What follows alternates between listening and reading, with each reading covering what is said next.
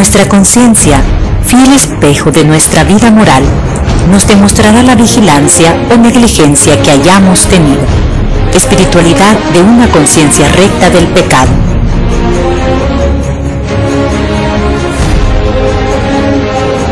La sociedad actual padece un mal común que se propaga y que diversos pontífices han advertido. A mediados del siglo XIX, el 26 de octubre de 1946, escuchamos por primera vez una frase que es cada vez más vigente. El Papa Pío XII declaró que el mayor pecado del siglo es la pérdida del sentido del pecado. En 1984, San Juan Pablo II escribe que el hombre contemporáneo vive bajo la amenaza de un eclipse de la conciencia, de una deformación de la conciencia, de un entorpecimiento o de una anestesia de la conciencia. La pérdida del sentido del pecado es una forma o fruto de la negación de Dios. Si el pecado es la interrupción de la relación filial con Dios para vivir la propia existencia fuera de la obediencia a Él, entonces pecar no es solamente negar a Dios. Pecar es también vivir como si Él no existiera. Es borrarlo de la propia existencia diaria. En el 2006, el Papa emérito Benedicto XVI declara que en el mundo actual, la pérdida de la conciencia del pecado es una consecuencia de la pérdida del sentido de Dios. Donde se excluye a Dios de la vida pública, se pierde el sentido de la ofensa de Dios, la verdadera conciencia del pecado. La causa de la falta de la conciencia de pecado es que, si se elimina a Dios del horizonte del mundo, no se puede hablar de pecado, de la misma manera que cuando se esconde el sol desaparecen las sombras.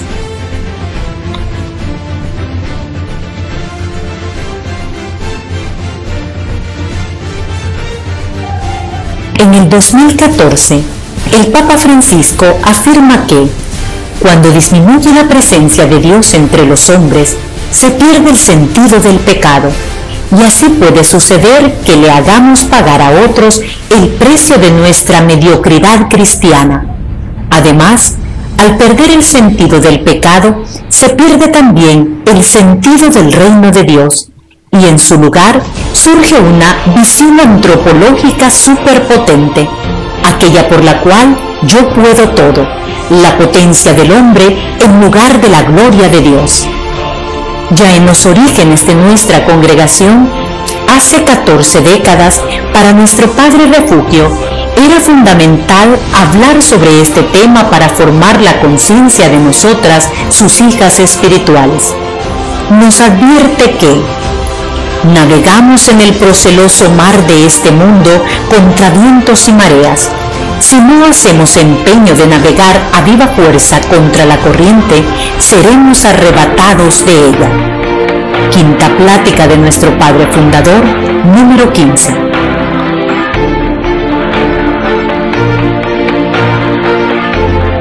En efecto, la cultura en que vivimos pretende excluir el pecado y también la gracia. Intenta racionalizar todo y justificar su existencia.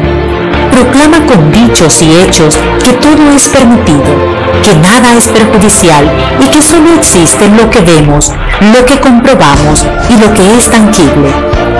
También en la vida consagrada podemos vivir con una conciencia adormecida para la que nada es pecado o es justificable por diversas circunstancias que explican nuestro actuar, aun tratándose de actitudes que no siempre son acordes al Evangelio, a lo que pide nuestro Señor Jesucristo o a lo que libremente hemos prometido.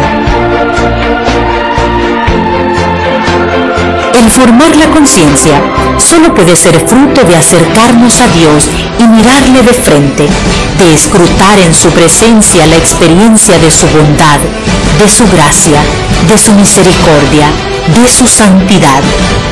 Esa ha sido la experiencia de los santos y por eso fueron capaces de experimentarse pecadores, y así lo manifiesta nuestro Padre Fundador cuando dice: Yo pecador, qué manantial de reflexiones.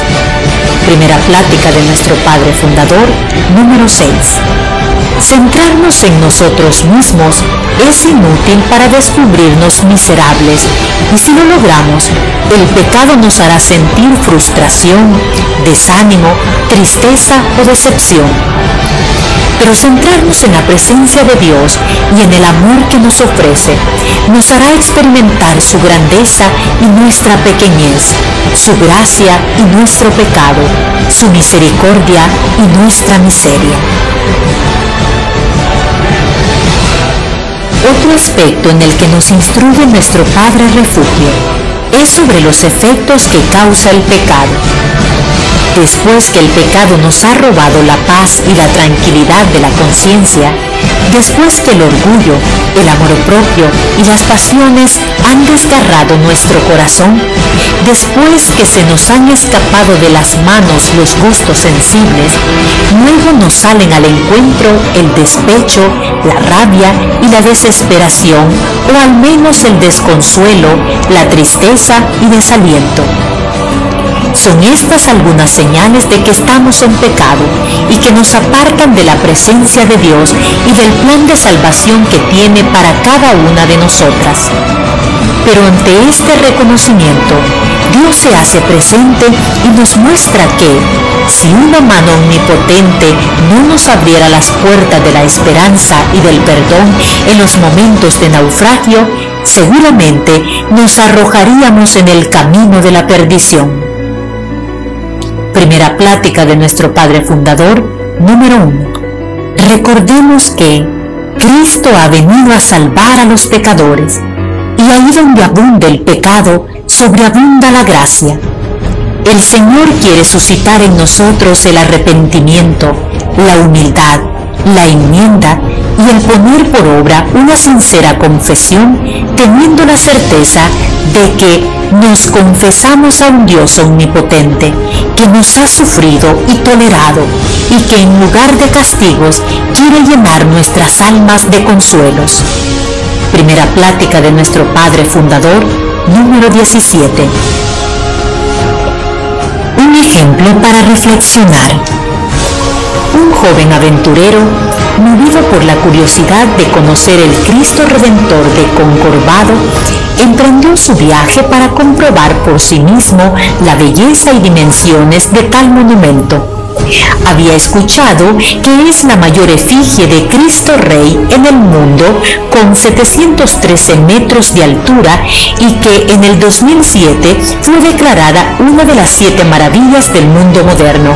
Así que, emocionado, emprendió dicho viaje. Al estar en Río de Janeiro, a las faldas del cerro de Concorbado, contempló a lo lejos la imagen y se decepcionó al verla tan pequeña. Dudó si de verdad sería lo que tanto le habían contado. Continuó su camino en el tren y pasados 10 minutos, a mitad del recorrido, vio nuevamente la escultura y la vio de su estatura. Se dijo, en realidad no es tan grande.